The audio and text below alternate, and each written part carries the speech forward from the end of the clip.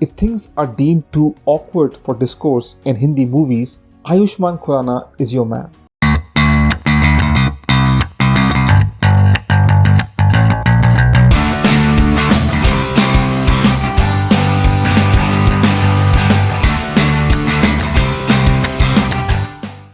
Chandigarh Kare Aashiqui, as the title suggests, is set in the beautiful town of Chandigarh. We meet Munjal, aka Manu, played by Ayushmann Khurrana, who is a fitness freak and also owns a gym. He is also a part-time bodybuilder who competes in the local bodybuilding championship. His gym business, though, is running on thin ice until Manvi Brar, played by Vaani Kapoor, comes in as the new Zumba instructor. It doesn't take long for sparks to fly between Manu and Manvi, and the two are drawn into a no-holds-barred relationship. But there is more to Manvi than what meets the eye. She has a secret, and that secret is what drives a wedge between her and Manu. What happens next is for the viewers to find out, but this is the crux of the story in Chandigarh Kare Aashiqui. Ayushmann Khurrana started his career in Hindi films by playing a sperm donor in Vicky Donor. He's been in projects where he's gone bald, played a gay protagonist, and portrayed a man with erectile trouble over the years. He practically specializes in projects where masculinity of the hero is challenged and continuously tries to do something hatke, as some people would like to put it. If things are deemed too awkward for discourse in Hindi movies, Ayushmann Khurrana is your man.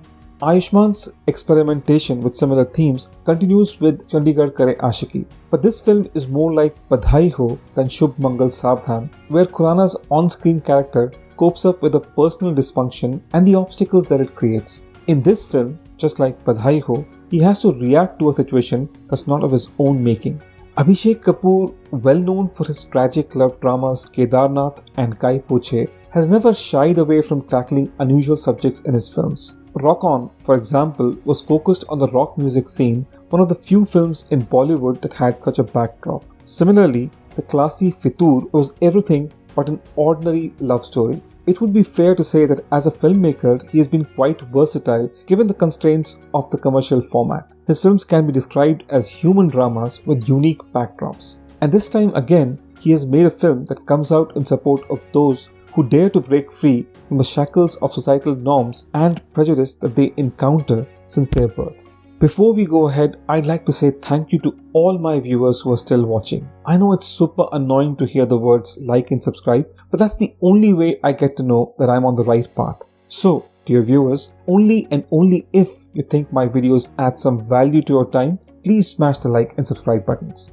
Moving on, even though it's 2021, it would be fair to say that Bollywood still plays it safe and generally avoids any potentially controversial topics. On that note, including a trans person in a love story is a brave move. However, Abhishek Kapoor is practical enough to use humor to soften any blows. As a society, we have internalized homophobia and transphobia to the point that it's so easy to use derogatory terms like chakka or hijra at the drop of a hat. Chandigarh Kare Aashiqui communicates this argument subtly, gradually removing the sheen from its normal-looking characters and their intolerance while maintaining the film's entertaining core. The film spends a good amount of time showing us what Manvi has been through as a transgender person, the battles she's had to face to be the person she has become. This remains true even though Manvi belongs to the upper middle class, which affords her socio-economic advantages that many others in our society do not have. One of the focal themes of the film is about how we, as a society, still remain divided on the concept of being inclusive and giving every individual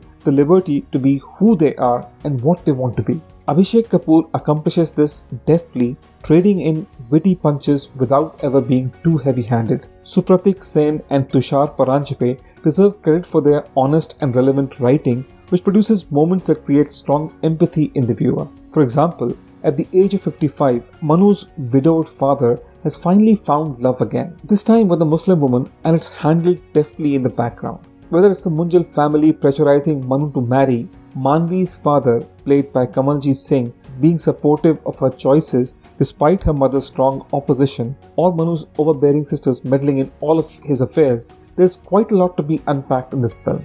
But that being said, what can't be denied is that within Ayushmann Khurrana's rom-coms, a sense of formula seems to be creeping in. His films start with an uneducated perspective or a discriminatory attitude towards people or a race, and towards the end of the film, better sense triumphs and everyone is enlightened and freed. I guess these are the constraints of commercial cinema, but things being wrapped up nicely is usually not the norm. Ayushmann Khurrana is the heart and soul of Chandigarh Kare Aashiqui when it comes to performances. He portrays Manu perfectly, and because he is a Chandigarh boy, it really comes as not much of a surprise. I would even go as far to say this is probably his best and most assured performance to date. Vani Kapoor's performance was a surprise, and it reminds one of the promise she once displayed in Shuddh Desi Romance. Manu's friends are superbly played by the identical twins Gautam and Gaurav Sharma, as Manvi's father Kamaljeet Singh has a short but impactful role.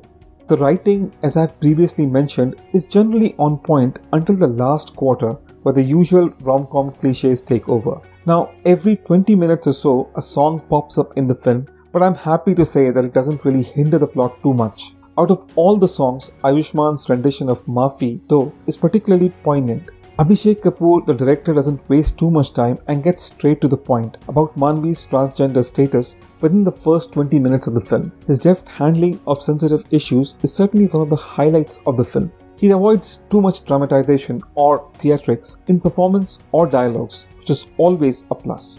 My concluding thoughts about Chandigarh Kare Aashiqui are that it's an emotional yet upbeat 2-hour film that, despite its light-heartedness, manages to impart an important social message. Despite the genre cliches, I found myself rooting for the film in the end. I sincerely hope that it awakens a sense of empathy in the viewers towards the marginalized sections of our society. Now, I can't deny that Chandigarh Kare Aashiqui tries to smooth out the rough edges and gives us a more polished version of the truth. But its heart is in the right place at the end of the day. It's another feather in the cap for Ayushmann, who's fast getting pigeonholed as the only harbinger of hope against regressive social attitudes. But with a performance like that, one can certainly give him some leeway, at least for now. I'm going to go with 3.5 stars out of 5 for Chandigarh Kare Aashiqui. So that's a wrap, guys, and I hope you've enjoyed listening to my review. Let me know in the comments below what are your thoughts on the movie. If you think the review was helpful, please hit the subscribe button and hit the bell icon to get notified for future reviews. Finally, if you did like my video, please do smash the like button. See you guys in the next one.